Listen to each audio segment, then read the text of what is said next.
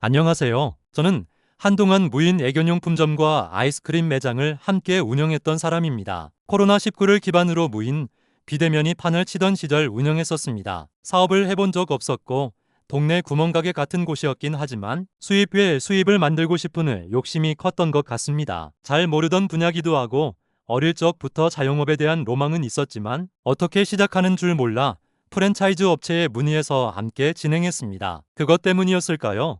내 망함의 원인이 홈페이지로 평당 얼마라는 예시 수익률에 혹했습니다. 자영업의 세계를 몰랐던 저는 그 말을 곧이곧대로 믿고 있었습니다. 오픈 비용이 꽤 들었고 코딱지만한 8평 가게였지만 가게가 비어 보이면 안 된다는 말에 가게를 풀로 꽉꽉 채우다 보니 물건 값이 1000에서 2000만 원은 우스웠습니다. 비용은 꽤 들었지만 얼마를 벌어도 내가 다 가져갈 수 있다는 그 행복감에 힘든 것도 잊었습니다. 오픈 첫날에는 그 상가 모두에게 떡도 돌렸습니다. 자영업이 처음이라 그렇게 해야 하는 것인 줄 알았습니다. 오픈빨은 참 달콤했습니다. 이렇게 되다가 정말 다 부자 되는 거 아니야. CCTV로 볼 때마다 사람들이 가득 차 있었습니다. 현실은 꽤 빨리 찾아오더군요. 3주도 안 된 시기에. 하루 매출이 적을 땐 10만 원대, 잘 나올 땐 20만 원대 중반까지도 찍었던 매장이었죠. 그래도 만족하고 보기에는 무난해 보였습니다. 겉보기엔 나쁘지 않았던 이 매장을 저는 왜 결국 정리하게 되었을까요? 오늘은 직접 운영하며 겪었던 현실적인 이야기들을 공유드리려 합니다. 어디서든 잘 됐다는 얘기만 있지 망했다는 얘기는 없잖아요. 예, 난 남들과 다를 줄 알았지 껄껄. 매장을 열었을 때만 해도 분위기가 꽤 좋았습니다. 사람들이 귀엽다 이런 곳도 생겼네 하면서 사진도 찍고 애견 간식이나 장난감 그리고 아이스크림까지 같이 구매하곤 했죠. 특히 아이스크림은 가족 단위 방문객 덕에 평일보다 주말에 매출이 잘 나왔습니다. 정말 이대로만 가면 괜찮겠다고 생각했죠. 예, 내 탓인가? 하지만 운영이 길어질수록 한계가 분명히 보이기 시작했습니다. 1번 상품 다양성 문제, 애견용품은 소형견, 대형견, 연령, 알러지 여부에 따라 상품군이 복잡합니다. 그런데 무인 매장 특성상 종류를 많이 둘 수 없고 결국 소형견 간식 위주로 고정됩니다. 작은 가게 이슈로 인해 대형견 물건이나 하우스, 고양이 방석 같은 건 꿈도 꿀 수 없었습니다. 그리고 제일 무서운 건 재고였습니다. 같은 재고가 3달, 6달 정도 방치되면 보는 내내 스트레스를 받게 됩니다. 그러다 보니 새로운 물건을 담기가 쉽지 않았습니다. 재구매 고객이 줄어들고 살 게 없다는 반응이 늘었습니다. 고객 응대 없은 의외로 불편함. 이거 우리 강아지 먹어도 될까요? 같은 질문을 할 수 없으니 고객은 결국 온라인 후기나 검색으로 방향을 돌립니다. 아무리 무인이지만 인건비가 없다는 것 말고도 전기료나 인터넷, 화재보험, 여름엔 냉방비, 겨울엔 히터, 다른 가게에 돌아가는 것 말고는 무인이라는 메리트가 참 미미합니다. 가게에 사람이 있으면 이거 어때요? 라는 물음이 될 수 있는데 그게 안 되니 인터넷으로 상품 비교하고 실물 보고 싶어서 우리 가게 왔다가 아 이렇구나 하고 인터넷으로 더 저렴하게 구매하는 고객들 보면 정말 눈물 납니다. 상품 손상과 관리 문제, 무인이다 보니 누군가 장난감 포장을 뜯고 그냥 놔두는 경우도 생겼고 어떤 날은 간식이 더운 날씨에 변질되기도 했습니다. 다른 점주들은 일주일에 한 번 가는 분도 정말 계시더라고요. 저는 아침 저녁 안 되면 새벽이던 저녁이던 생각해보니 새벽 3에서 4시에 간 적도 꽤 있었네요. 매일 적어도 하루 2번 많으면 3에서 4번도 가서 청소하고 닦았네요. 무인 애견용품점이다 보니 사람들만 방문하지 않고 강아지도 같이 옵니다.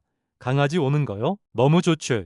하지만 길가에 싼 개똥도 안 치우는 사람들이 있는데 남의 가게에 개똥 싸놓고 안 치우고 마킹하는 강아지 그냥 놔두는 견주들. 무인 가게에 있다고 산책길 가다가 물건은 보지도 않고 개똥 버리고 가는 견주들. 여름날에 작은 가게에 아무리 밀봉된 비닐에 쓰레기통에 넣는다 하더라도 비릿한 그 개똥 냄새 맡아본 사람만 압니다. 그 노이로제로 쓰레기통 앞에 문고 계속 경고했지만 안 고쳐집니다.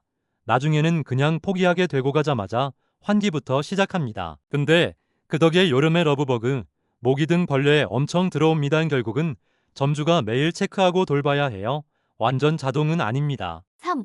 끈끈한 수익. 사실 하루 매출 10표 25만 원 중 애견용품만으로 나온 매출은 일부였고 실제로는 아이스크림이 손님을 끌고 묶음 소비가 일어나야 매출이 유지됐습니다. 본사는 물건만 넣어주고 관리는 도와주지 않는다는 명목으로 창업 비용을 오픈만 하고 그 다음은 정말 어떠한 도움도 없더군요. 즉, 애견용품만 단독으로 했으면 더 버티기 어려웠을 수도 있다는 생각이 들더라고요. 차라리 문 닫는 게 이득이었습니다. 한 달 50만 원도 제대로 못 가져갔습니다. 제 기준입니다. 4. CCTV 보면 손 떨려. 1번 냉장고 전기세, 냉방비, 유지비.